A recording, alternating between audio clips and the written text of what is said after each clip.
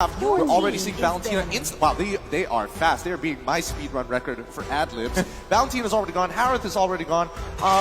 Do they want to get rid of the Lunox? No, Aramis. So they're leaving the Lunox off potentially to throw into the gold lane. This could be good or bad for multiple reasons. Claude gone from the side of Echo. That's a very interesting draft right there, because I was expecting like a Grok ban. Now, if this is not banned, this might be one of those things you just take out really easily. Grok right now, for Onic Esports, they don't need to pick it right now. They don't have to rush for it, right? Because this is a character that you can really take it out and one-shot carry. Now, Kairi is a character, if you give him like 2 seconds, he'll kill anyone you want. But if you just qual control him from beginning to end, he's really squishy. Well, I'm wondering.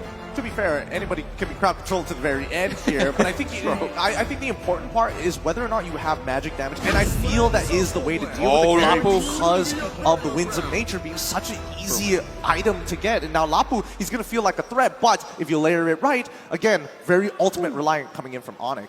Wondering what Onic Esports will lock in for their gold lane, right? What if they decided to just go ahead and go with Melissa here? But I don't know if they would really want to do that against the carry. But there's a lot on the table here, options available. Echo Philippines, though, they're going to lock in the Kufa this time and also complement it with that Farsa pick. Honestly, I would have said yes to Melissa until I saw Farsa get locked in, and then it's like, okay, maybe not a good idea. A Dome of Death. Gentlemen, we do have a Chao jungle here by KRTZ. It's going to be not assassin gameplay, it's more of a a tank Chao jungle kind of gameplay again. Hey, you don't know that. It could be like Kufra EXP, like Yutong in the jungle, for all we know. We're not 100% sure about that one. I'm sweating already, man. Oh, God, this is going to be interesting. But Onic, I think they're going to land on this Lunox at the end of the day, and that's something that, Echo is extremely... No! Sorry, I was wrong. Moskov once more. Well... all I can say is, what the hell? This is the second time we are seeing Moskov hit the Land of Dawn here at M4. I'm very worried for it. Yes, it can scale really well, and I honestly, when we jump into game, we gotta talk about this matchup in lane and how they're gonna shape that team fight a little bit more, because this will be an interesting concept, especially since there's ways to dodge the Spirit of Destruction as well as getting pushed back and knocked into your team. But again, it's a Moskov. Not very often do we see it hit the Land of Dawn for a very solid reason. Moskov into the late game. And Moskov, by the way, have a lot of utility to push the Kufa away. I think that's one of the reasons why they pick Moskov. First, he can rival someone like Kairi late game, right? One-on-one wise, Moskov is a beast late game. Second of all, it's not a character that can be easily dulled. With that being said, we're walking through the game. 5 seconds. All right, let's jump right into this, boys and girls. Game number 2 is about to begin as we hit the Land of Dawn. It's going to be Echo versus Onic. Well, already. That aggression early on, Sanji going to have to back off here. But still, I mean, kind of what we expect. Now, my biggest question for you here, Dave, is how do you think that matchup in the jungle? The matchup in the jungle, it's Chao versus Hayabusa, right? Hayabusa is not going to kill a Chao. At the same time, Chao is going to be kind of hard to kill Hayabusa, right? If Hayabusa didn't want to kill. I don't think Hayabusa is going to target a Chao, neither Chao probably going to target a Hayabusa in the team fight. Most of the time, we're probably going to expect Kairi onto the goal lane, try to target the Benny QT, because that's what Haya does best. Even at the EXP lane, if you trade on the side lane with a Haya jungle, you're actually going to be losing, because Haya, now with a losing HP side lane, they can come to either side and take a free kill. Okay, so what does that mean? Like, if we're talking about resources in Onic's particular position, are they just going to keep focusing the gold lane? Because I do feel like at the end of the day, mid lane control is going to be key for both sides. Yeah, here we go on the bottom side. A little bit of trade already. Oh, Kairi he didn't have the level 4, unfortunately. Uses the shadow kill on the minion. I think he thought he would have it, and the timing would have been perfect, but unfortunately, it just didn't work out for him. Literally 0.5 second difference there. A literal 0.5 second difference. But so far, just a lot of engagements on that bottom side, and Benny QT kind of struggling in this lane. No, I gotta say, in the early game, you saw how much support Yaoi is giving to the bottom side. Make sure Benny QT have an easy time, because they expected Hayabusa to gank the bottom lane, right? And sure enough, Hayabusa came to the goal lane, visited, unfortunately, a little bit of misplay there and have to dash away. But dude, this already shows you how much focus will be put on the bottom lane. First turtle coming up, and it seems like Team Onic is making a setup. They are just mirroring each other really, really well. A lot of pressure on that top side, but Turtle's being taken by Call TZ. I'm not sure they're going to do anything about it. Yep, Black Dragon form committed. Real world manipulate 2. There's Farson with the feathered airstrike, and Kairi sweeps in, takes the turtle from the hands of Carl TZ. There's the way of the dragon. They're going to be looking for Keyboy. They push him back further. Flickers out. Keyboy survives. Oh my goodness! Never mind. Yaoi with a play. First blood going over to Echo. I felt like Onic kind of did Keyboy dirty there. If I was in Kairi's position, I'm screaming at Keyboy, I'm sorry, brother. You gotta pull him away from that turtle. And that's exactly what he did. Yo, CW. Yo, CW, calm down. Let's not get into trades without mana here. Oh my god, what an interesting trade over there on the top side. I actually thought Keyboy would get away there, you know, but beautiful play from Yaoi. Despite the respect that Keyboy give to Yaoi in the beginning when we read the quote, it doesn't matter. You know, on the battlefield, it's going to be serious gaming. Not only that, but the fact that Kairi went in and took that turtle from the hands of Carl TZ, this is kind of what you can expect when a Hayabusa is played. There to go, Carl TZ with the wave. The dragon will be looking for a kill here. Sanji going to be in trouble too. Keyboy still quite low. Yaoi falls. Do they chase in? Sans though. Betty Cutie's there. He's going to be unleashing. The damage is there as Sans now falls into the river. I hate it. I hate it when Betty Cutie does that. It feels like he's baiting his team out, and then all of a sudden it's like, don't worry, I'll get the gold back. I'll make it worth your time. Wow. I always do it. But Betty Cutie currently ranks first in terms of KDA. Man's got 10.4 KDA. How does he do it? 10 kills per game, right? That's what KDA means, right? That's the ratio. This guy, I mean, if you get 2 deaths, that means you're getting like, what, 20 kills that game? I mean, this is M4 stats right here. It's not even real. Speaking of not real, bottom side. Might be charging up once again. Yaoi gonna find Keyboy. Can't get the stun that we was looking for. You're gonna have to back off for now. Also, Sans making his way to the bottom lane. They might be looking for a play here if they can, but Echo Philippines gonna know what's up. They try to retreat here. They know Keyboy might be looking for that divine judgment. They're gonna go ahead and give up part of the turret here. He's gonna get stunned. Yaoi could be in trouble. Still gonna focus on it. CW looking to get the turret. They hold on for it now. Spirit not gonna connect here. Yaoi now charging up, but the way of the dragon, Kairi took the turtle again, but eventually goes down, is punished, and on the bottom side, Betty Cutie and Yaoi in trouble. It's CW with a massive play, and Yaoi can't get away from that. As Onic Esports grabs multiple wins cross map. Still gonna be working. Here's Carl TZ, CW bobbing and weaving. Carl TZ taking too much, gets stunned. What a play from CW. He's so nuts. He's so hot right now. What an adjustment from hitting Benny QT to switching targets to know that it'll penetrate him perfectly through Yaoi to kill Benny QT, outplaying Carl TZ. What more can you say about CW? What an absolute beast. What an absolute beat. This must be a Moscow dream, a paradise. I mean, like, you don't expect Moscow to do this well. I think this is the second time Moscow got ever picked on the M4 stage, and it did so well. And such a brilliant pick because we talk about it's the only character that can rival Kairi in the late game, and it do so well against all the engages coming out from the side of Echo. Now, this character already has so much items. Look at CW, right? He's at 202, and if this scales even further, it's going to be so scary for Kairi. Let's take a look. Kairi is ranked first in gold per minute with 773 gold. Just massive achievements here for Onic Esports members. Like you mentioned, it's scary for Kairi, but hold on, it could be scary for Sanford. He goes in! Sanji able to get CW, but Sanford will go down in the jungle. Kairi still on the hunt, but can't find Sanji. Yaoi gonna jump in. Do they engage? Keyboy looking for a divine judgment play, but can't find it. They call it off. Huh. I'm interesting. I'm surprised Keyboy didn't want to go for the counter engage here, but look at the side lanes right now. Kairi already has the first initial push, so I'm guessing that they wanted to get a turret off of this. If not, I would have been I don't know. I can't say for sure that they can get the kill onto Yaoi there, and there is still flicker from Keyboy, but I doubt the damage was there, so hopefully we'll see something else. Go ahead and pull Carl TZ here, looking for the kill. He's gonna get out with the Jikundo. Able to survive for now. Turtle is up here. It's gonna be crucial how they do this. Everybody having the ultimates here. Sanford does not have that Black Dragon form. He's gotta be careful. The initiation isn't gonna be there. They're gonna buy some more time. Right now, both pushing and pulling. Kairi just gonna go grab his buff. All right, so they go for the reset here. Oh man, I really need to know what Sans has in terms of items. How much damage does he really have? And it's only 7 minutes into the game, 20,000 overall team goals. So I'm assuming that it's 1 item and 1.5 items here? Just an estimate, just an estimate. Here we go. Another 5-on-5 at the turtle. Right now, half health. Carl-TZ trying to get in range. Got to get the vision. There's the Black Dragon form. Sans responds with the rear world manipulation. Yaoi goes in. They find Sans. Kairi on the backside. Carl-TZ quite low. CW finding Carl-TZ. And it's another turtle secured. Yaoi has to get out.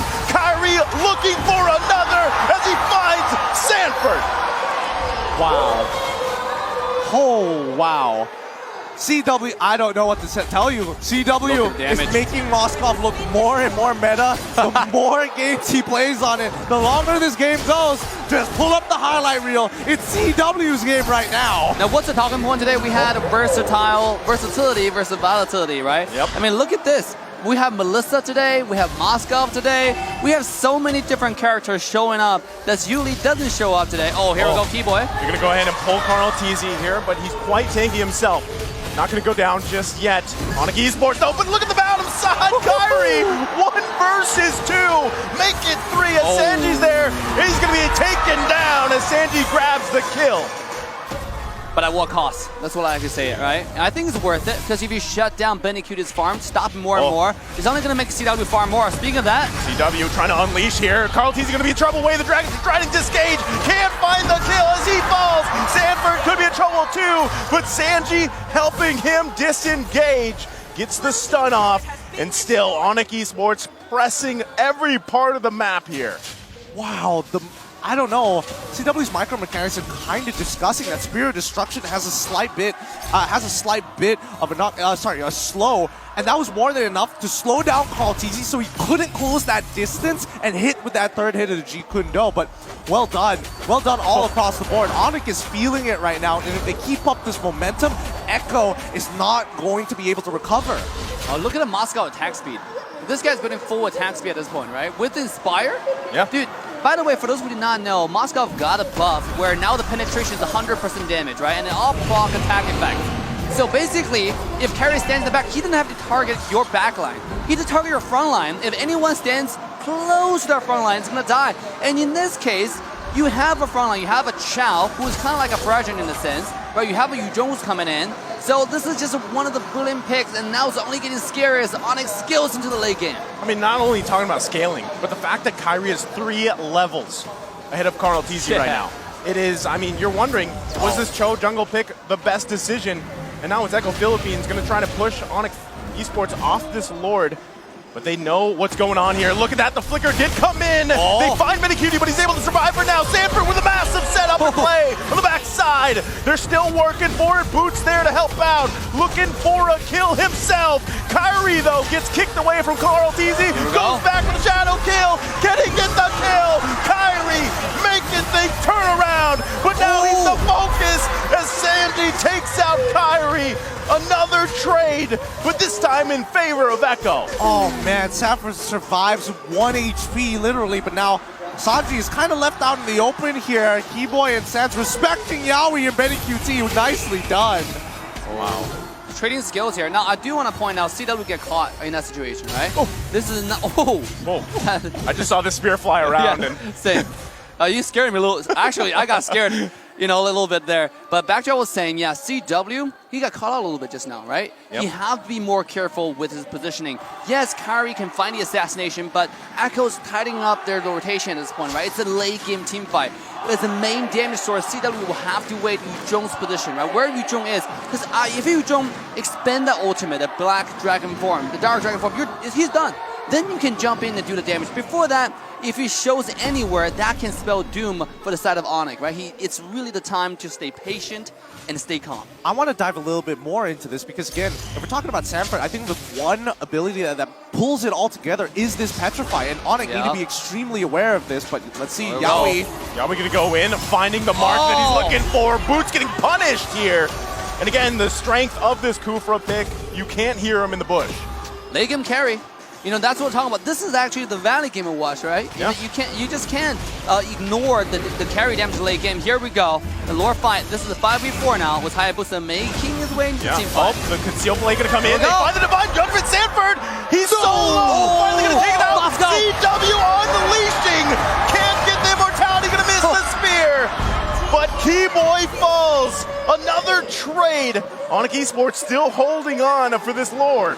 Oh my goodness, I can't believe Echo's slowly just playing this war of attrition, etching my back goodness. at it. CW, this is so dangerous. He's got to be careful here. Sanji there, going to get spotted out. Lord going to go ahead and reset for now, but just look at CW. The attack speed, the damage is massive. Carl TZ's got to respect it too. CW's got to be careful on his positioning. They also need to wait for Keyboy to make his way here. We're back to the stalemate for this Lord. I mean, 12 minutes into the game. This is right now the battle for marksman, to be honest, right? Like, if whoever dies first, whichever marksman dies first on each side, it's going to have a huge disadvantage. Now, CW just now and Kairi both stay alive. That's why the team fight never ended. It kind of ended, but also never ended, right? Because nobody want to go in anymore because they know how scary the marksman can be. And they're probably sitting at equalized farm right now. So it all depends on who engaged better and who's the position better. Speaking of position, here we go. Another skirmish coming up. Well, they're going to be hunting still for CW here. They got the vision they needed. Oh! Ozclaw is also picked up by CW. Looking to get that sustain, but still, I think both teams waiting for the first misstep here as Kairi went back to the base. Yeah, but I think this Lord is going to fall into the hands of Echo right now. I mean, Hayabusa has to go down bot side. They're going to lose in tier 2, so Echo is just putting them in a stranglehold right now. And if they get their hand, oh no, Yaoi. Yaoi, concealed blade gonna come out, looking for two! They get a massive setup here on the backside of the Lord. And Sanford causing chaos, now gonna be focused on Sands. Kairi still waiting patiently, might try to steal the Lord here. Carl TZ knows he's there. They're gonna press him back, has the shadow kill and retreat. And this is looking like an Echo Philippines Lord. Boots, what are you doing, my guy? Gonna come down, Boots still trying to make something out of it. He gets Benny Cutie, but he goes down, but they're falling to the backside. Kairi finds another. And now Carl TZ gonna get cut off here. Sanji there as well. Sands and Kairi. The flicker is going to come out. Way of the dragon to follow. Kairi, can he look for Carl TZ? As he does. The spear is going to miss. And now Sanji, wings by wings out. Sands still looking for him, but can't catch him. What a massive turnaround for Onic Esports. Keyboy. The winter trumpet. But still comes in looking for the last one. The shutdown. I can't deal with this right now. The foresight of these teams. Onic, despite getting caught out first, despite giving the Lord over to Echo, they thought their plan out, even past the death timer. This is insane. It's so scrappy from both sides, but just how the players from Onic are playing in tandem individually with some of the members, it's just ridiculous. We're taking a look at the items here, right? Two marksmen are both attack speed marksmen, building almost exactly the same with the exception of Haspaw. But look at the jungle differential here. You know, the Hayabusa is sitting at a 10,000 gold compared to a 7,000 gold Chow. I mean, legit at this point, Carl TZ has about the same farm as Yaoi. You know, and that's not really a good sign. That's not a good sign, Dave.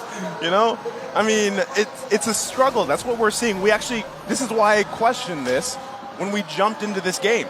You know, the two jungle matchups here, how would that evolve throughout the game here? And yes, you have a disengaged tool. You also have an engaged tool in Carl TZ. But we are seeing some amazing decisions come out from every member of Onic Esports, and those are the things that are falling into place for them, turning these fights that look like a disadvantage into an advantage. Oh, yeah. And I mean, despite the fact that Carl TZ was behind for a majority of his game, his one goal is to make sure that Kairi as well as CW have the most difficult time to play the game. Oh, the Way of the Dragon is such a game changer, similar to the Divine Judgment. So right now, it really comes down to battle spell economy once again.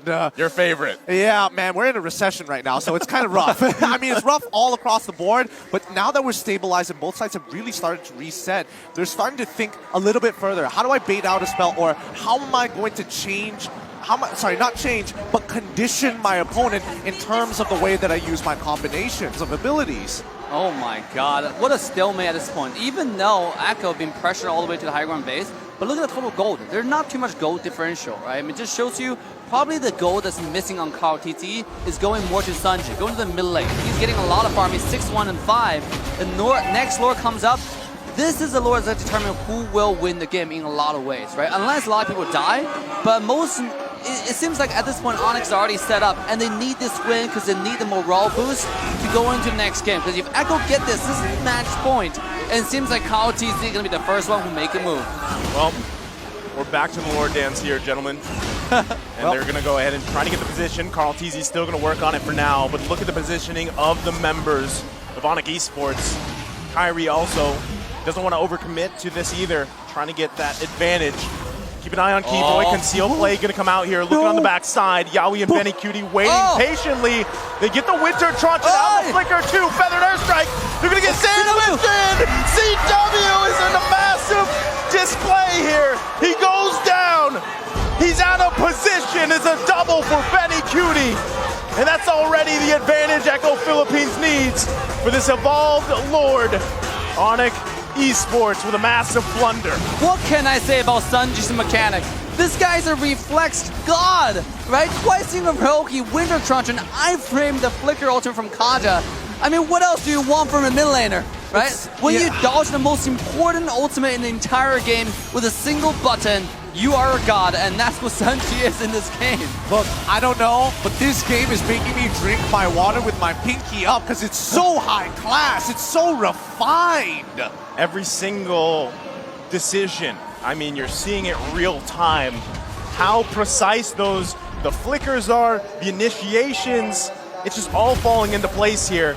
But with that Lord secured by Echo Philippines, Onic Esports is going to have to be on the defense once again in this game number 2. Don't you wish to have a mid laner like Sanji in your ranked games? Oh yeah, that's me, dude.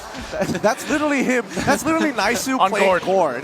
True, but just now the play from Onic Indo was actually really good, right? The conceal play, going to the back line, getting Sanji first, take away the threat from Moscow. But unfortunately, they did not expect the mechanic. You know, the micro comes in. They do find the lockdown in Carl TZ, but they're going to lose the tier 2 here. They've got to deal with this Lord. I'm watching on the bottom side. Feathered Airstrike going to come down. The Sands looking for a moment to set up here with that real world manipulation, but they can't find it just yet. CW and Boots working on the Lord. They lose the turret. Echo Philippines happy with that. Kairi, though, keep an eye on him as well. Pushing those lanes, cutting those lanes the best he can. Carl TZ on the hunt, though. Not going to let him invade any longer. No. Wait, he's not out of the water yet. Go! Oh, no. The jukes coming out, the retribution though, they're going to be looking for him. The shadow kill comes out, he's got no backup just yet. Kairi the bomb, the weave! How does he escape? The divine judgment comes out, but Yaoi with a set, and Kairi goes back. Give him the grab and kill, everybody's low. Massive play from Kairi. Onic Esports, how is he doing it? Kairi, the master.